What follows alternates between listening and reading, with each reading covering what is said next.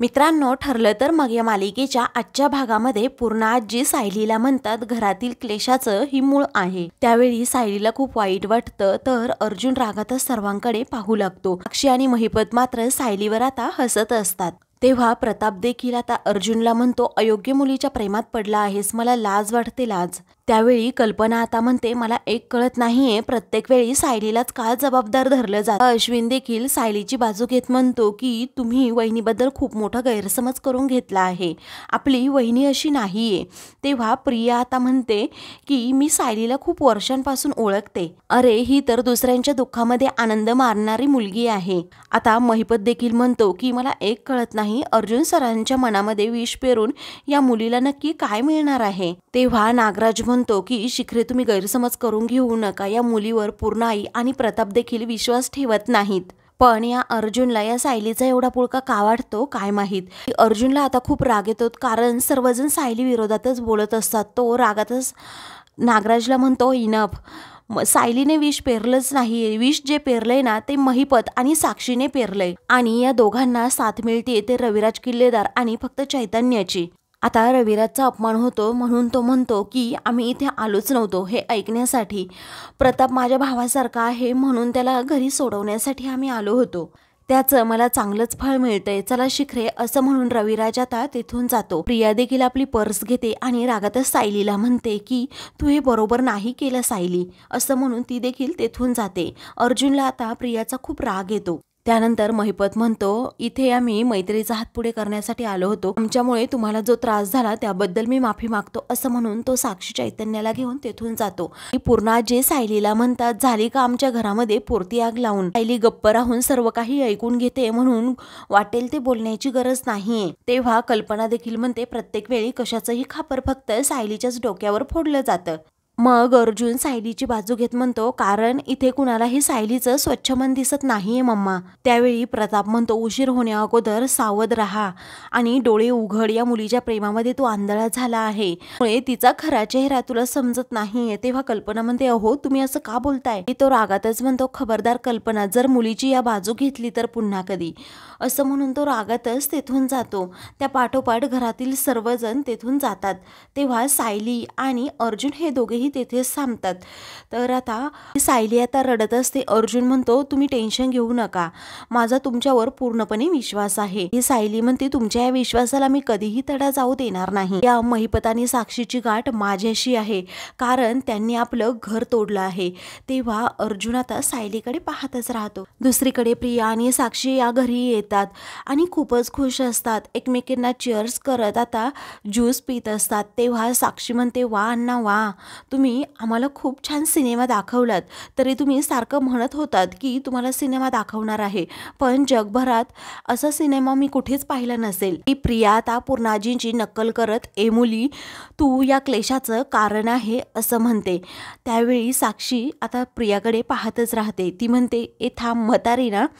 तेव्हा प्रिया म्हणते की हो, दोघीही एकमेकींच्या हातावर आता टाळ्या देतात आणि ज्यूस एन्जॉय करत असतात।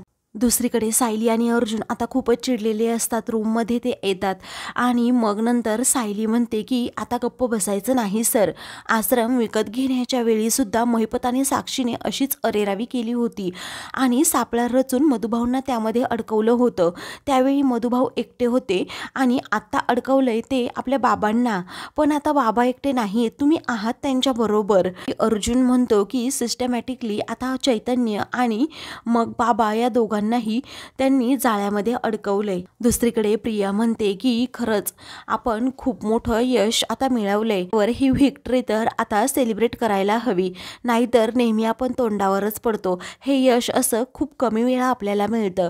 तेव्हा आता साक्षी म्हणते, काळजी करू नको, आपण करूयात सेलिब्रेशन। तेव्हा प्रिया पुन्हा विचारते, काय ग साक्षी, अर्जुनचं या केसवरचं लक्ष हटेल ना नक्की, कोर्ट कचेरी पोलीस स्टेशन हे नकोय आता मला। साक्षी म्हणते, हो नक्कीच होईल, तू काळजी करू नको, म्हणजे माझ्या अण्णांनी त्याला या ट्रॅपमध्ये एवढं अडकवलंय ना की त्या बिचाऱ्याला या ट्रॅपमधून बाहेर पडताच येणार नाही। मग काय सायली त्यांच्या पाठीमागे फरफटत राहणार। इकडे सायली म्हणते की महिपत आणि साक्षीने त्यांच्या आयुष्यातील सर्वात मोठी चूक केली आहे, ती म्हणजे सुभेदारांसारख्या भल्या माणसांच्या घरामध्ये फूट पाडली आहे, माझ्या माणसांमध्ये फूट पाडली आहे. आता ते माझ्या नजरेतून सुटणार नाही आहे. आता त्यांचा असा हिशोब चुकता करणार आहे ना, अख्ख्या आयुष्यभर ते लक्षात ठेवतील एवढा. आता सायली खूपच चिडलेली असते, त्यामुळे अर्जुन तिच्याकडे पाहतच राहतो. दुसरीकडे साक्षी म्हणते की अर्जुन आणि सायली आता एकटे पडले आहे, ते काहीच करू शकणार नाही. त्यावेळी प्रिया म्हणते की मला तर एवढं छान वाटतंय ना, माझे प्लॅन सक्सेस होण्याची अशी सवय नाही आहे ना, म्हणून. साक्षी प्रियाला म्हणते काय म्हणालीस तू, हा तुझा प्लॅन नाही आहे, हा अण्णांचा आहे.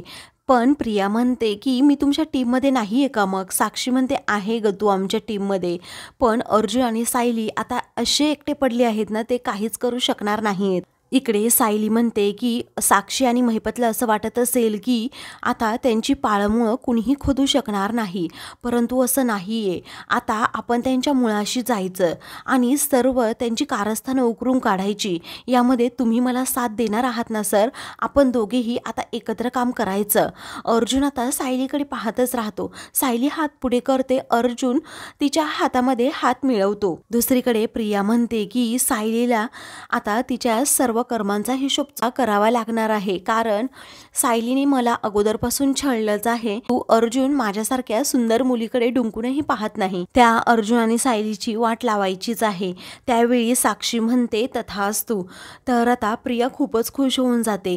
पुन्हा साक्षी म्हणते की तू काळजीच करू नको, अर्जुन आणि सायलीला असं आपण अडकवायचं आहे ना की ते दोघेही तो आश्रम सोडून देतील. सायली आपल्या पायाशी येऊन म्हणेल की मला या संकटातून बाहेर काढा प्लीज प्लीज. ही प्रिया म्हणते पुन्हा एकदा म्हण ना, मला छान वाटते हे कानांना ऐकायला.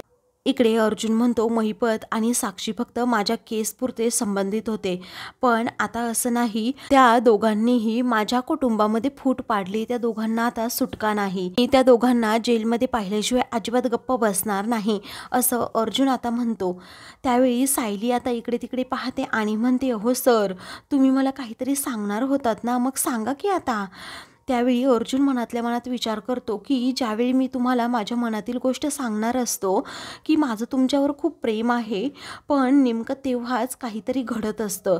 आता तो त्याच विचारात असताना सायली पुन्हा विचारते सांगा ना अर्जुन सर, अहो काय म्हणायचं होतं तुम्हाला. अर्जुन म्हणतो हो काहीतरी आपल्याला सेलिब्रेट करायचं होतं. सायली म्हणते तुम्ही मला एवढं म्हणालात होतात की मी तुमच्या, त्याच्या पुढे काय. अर्जुन म्हणतो की मी तुमच्यामुळे शहाणा झालो असं मला म्हणायचं होतं. सायली म्हणते म्हणजे काय. अर्जुन म्हणतो की चैतन्यामुळे मी खूप अपसेट होतो, त्या ट्रॉमामधून तुम्ही मला बाहेर काढलं म्हणून तुम्हाला थँक्यू म्हणायचं होतं. त्यावेळी सायली म्हणते की हो पण चैतन्य सरांचं दुःख सुद्धा तुम्हाला महिपत आणि साक्षीमुळेच मिळालंय. अर्जुन म्हणतो की हो, त्या दोघांमुळेच आपल्याला एवढं मोठं दुःख मिळालंय. दुसऱ्या दिवशी अण्णा आता संतोषला भेटतो. संतोष हा प्रतापच्या कंपनीमध्ये काम करत असतो आणि ते ड्रग्स असतात ते त्यानेच ठेवलेले असतात. महिपत आता त्याला विचारतो काय रे काल काय काय झालं, मला माहीत होतं अर्जुन सुभेदार हा तिथे चौकशी करायला येणार. तेव्हा हो तो चौकशी करायला आला होता, परंतु त्याच्या हाती CCTV फुटेजेस लागले नाहीत असं आता संतोष म्हणतो. त्याचवेळी चैतन्य आता पाहतो तर समोर संतोष असतो. तो म्हणतो हा तर अन्नपूर्णा फार्मास्युटिकल कंपनीमध्ये काम करतोय, हा इथे अण्णांना का भेटला असेल. चैतन्याच्या मनामध्ये शंकेची पाल चुकचुकते. तो लगेच त्यांच्याकडे यायला निघतो. मध्येच साक्षी असते, तो तिला जोरात धडकतो. त्यावेळी आता साक्षी विचारते काय रे एवढा तू पळतच कुठे चालला आहे. तेव्हा तो म्हणतो काही नाही, संतोष आहे ना तो अन्नपूर्णा फार्मास्युटिकल औषधांच्या कंपनीमध्ये काम करतोय. त्यावेळी आता साक्षी म्हणते हो रे, अण्णा आता सर्व गोष्टींची पाळमुळं खोदूनच काढणार आहे, कारण त्यांना रात्रभर झोप पण येत नव्हती. नक्की ते ड्रग्स कुणी ठेवले होते याचा ते शोध घेणार आहेत. तुला काही डाऊट आहे का.